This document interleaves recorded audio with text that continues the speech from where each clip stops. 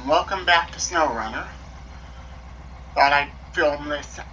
Depending on how long this takes, it's either going to be a separate video or I'm going to pin it together with the other, but I thought I'd show the Yar being one of the things I love with its low ground pressure. It can make its own path to some extent, so we're going to haul the last two pieces of cargo for it. He will work with it. And if you're new to the channel, my general rule of thumb when it comes to Scout trailers being used to deliver cargo is any Scout can pull the one slot Scout flatbed. However, to pull the two slot here that you see me use, I've always said at least 80,000 torque, basically just a modern Scout engine. However, I haven't tested the AAC 58W,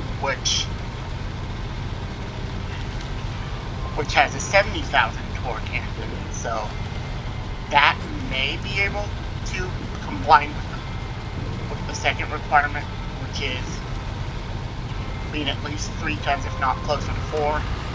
As for how heavy you can let the load get on the trailer, depends on the territory. Here, you're probably looking at 3-ish tons, but I've hauled 5-ton loads on this trailer with exception vehicles like the Yar and Lodestar 1700, and I'd assume the Burlak 6x6 and Earth Roamers would also be capable of it, although you may want to upgrade the engine.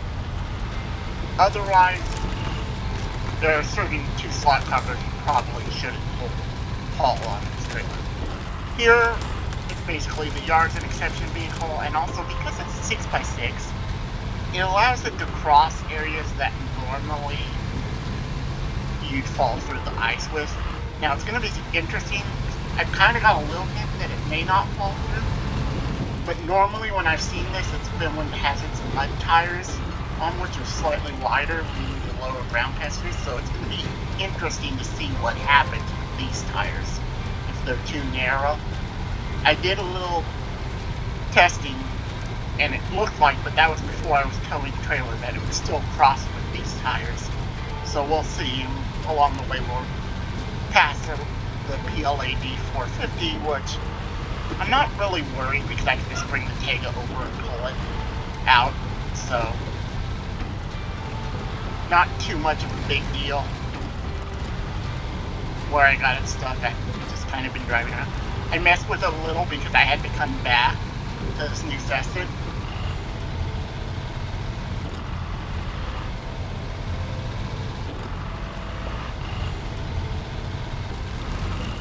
That meant that the ice had just reformed around it, and since it wasn't on front of the trunk bumper, I thought maybe I'd be able to get it out. Turns out, no, it's well and truly stuck, so unfortunately I'm going to need to bring the Tega.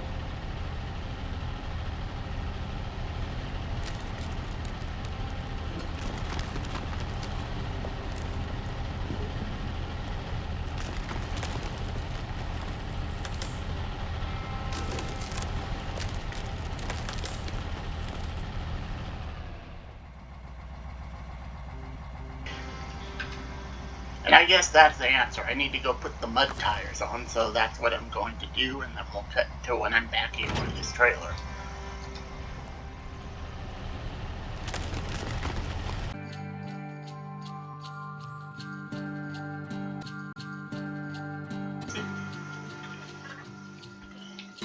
And I was able to confirm driving over here. You can kind of see the tire marks that it is indeed only the wide lift tires that allow you to just kind of laugh in a more lift. There are certain areas where the narrow ones will work, but generally speaking, this is the one you want.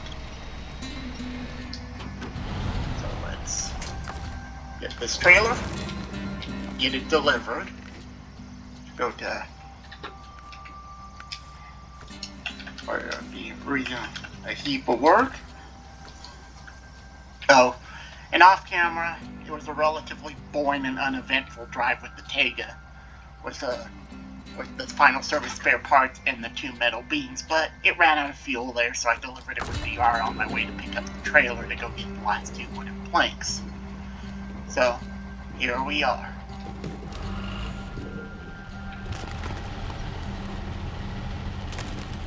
And I was fine. Well, I was waiting for it to get light to get the F-750 to the gas station, and as you can see, that didn't exactly work out.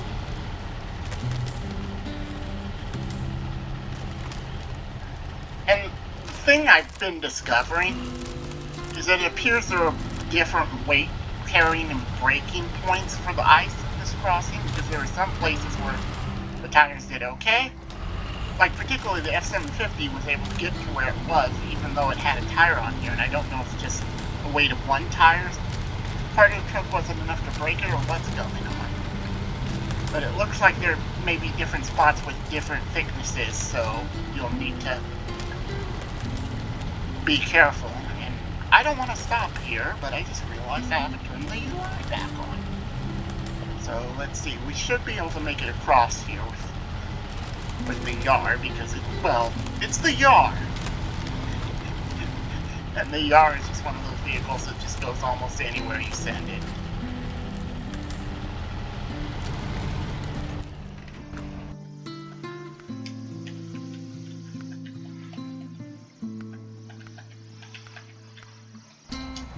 Okay, got our HUD back.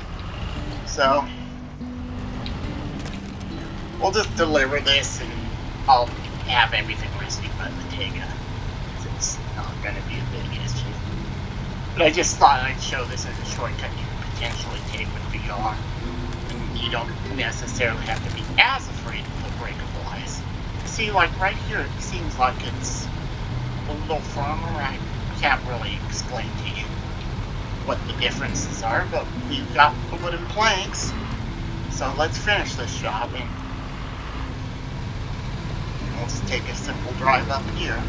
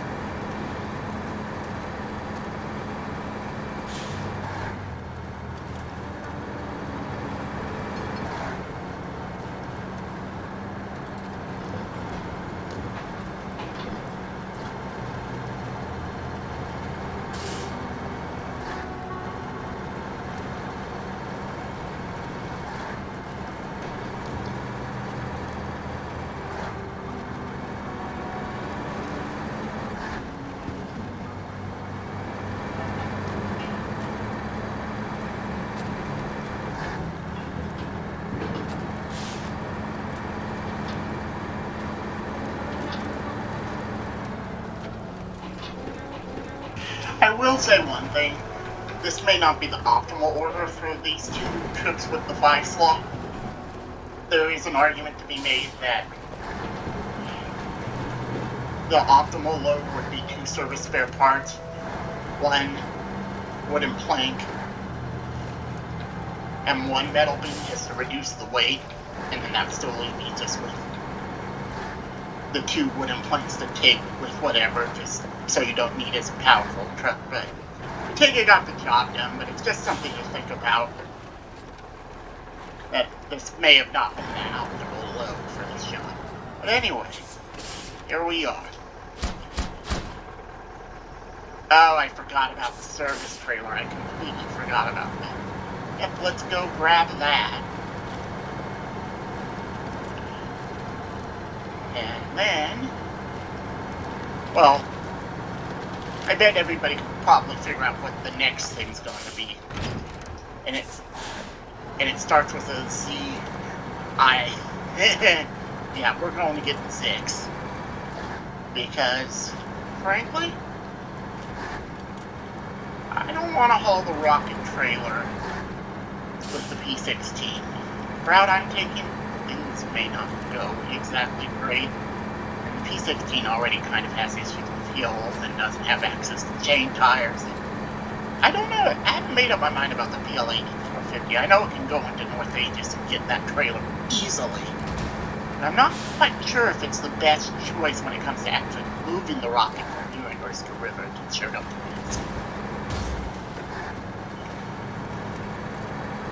But I guess we'll see. And well, this wasn't part of the plan, but it looks like we're recovering the F-750 on screen so it can get some fuel.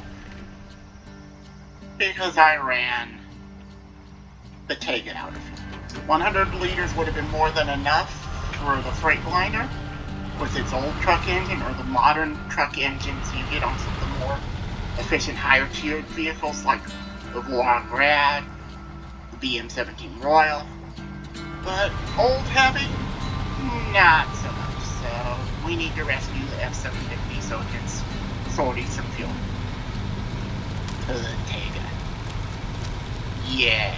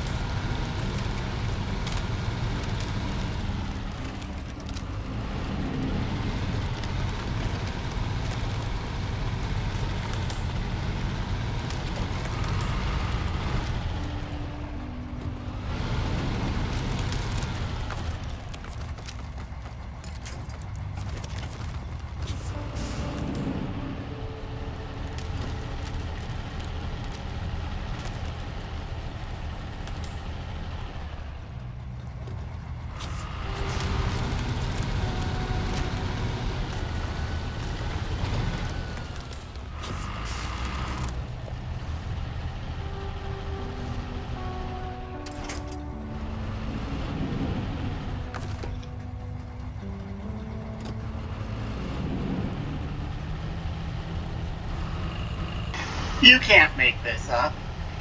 You just can't make this up. This is... Oh, okay, good. I'm stuck. Oh, what I'm gonna do is I'm gonna get in the truck so I have more control, because we need to get around that ice chunk. Having the brake off probably also helps.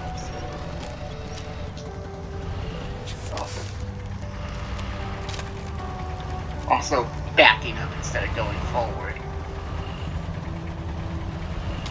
Come on, we can do it.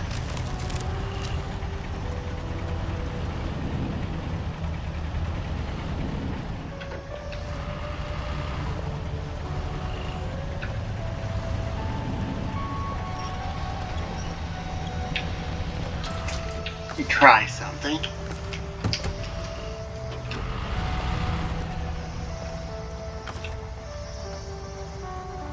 Now, I do realize I'm risking the yard driving itself into the water. If that happens, well, I'll just pay to recover it. That's a risk I'm willing to take. It looks like we're going to get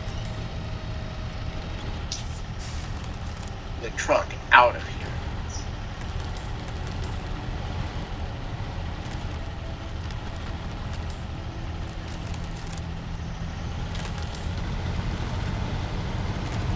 And we got it out.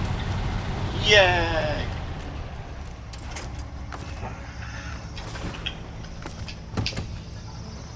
So I guess that wasn't the crossing spot I thought it was going to be, so we're just going to have to head a little further.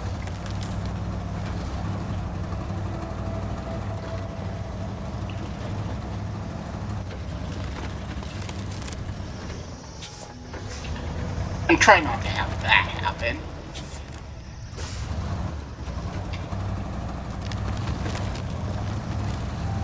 Ooh, I thought I was going in the water for there for a moment. Question is, do I try to cross here? The answer, given on that past experience, is probably a resounding no. We're just gonna have to take the long way around.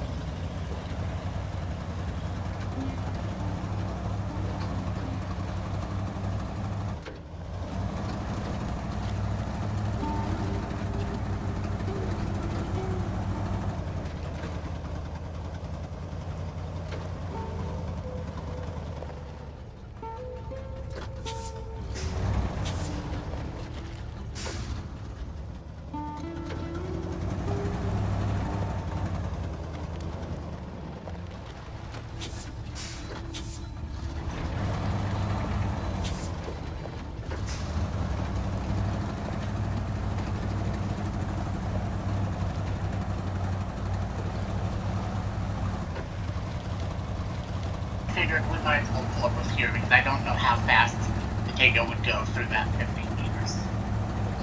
And while I love the F750, I wish personally they had done the F600 from the same generation. It has a slightly shorter frame. That would have probably only meant one attachment at a time.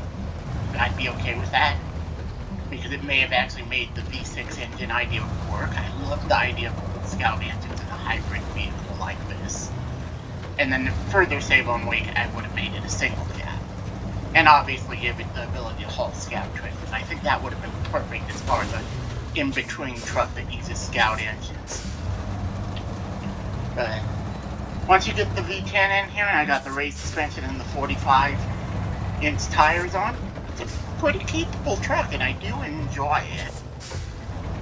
Now we just got to get around this pole. It looks like that little antenna thing on the top of the trailer is causing an issue.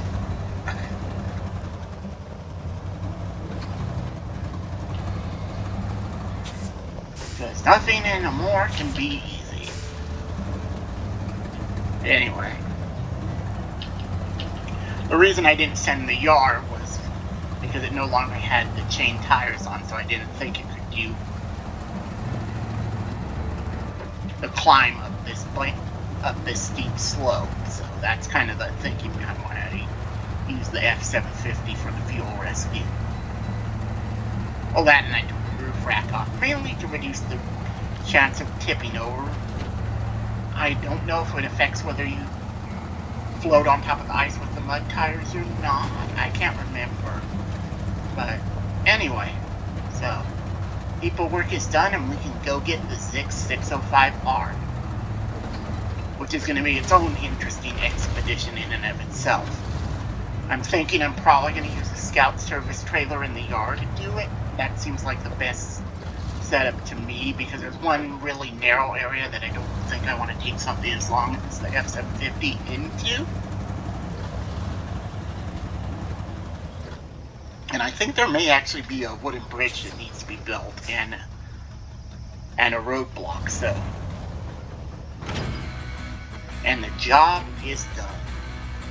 So, well, I'll have to scout it out, but I may have to use a little bit of bridge building and clear a rock slide and a tree fall before we go and get it. But that should be the next video. Anyway, thank you for watching.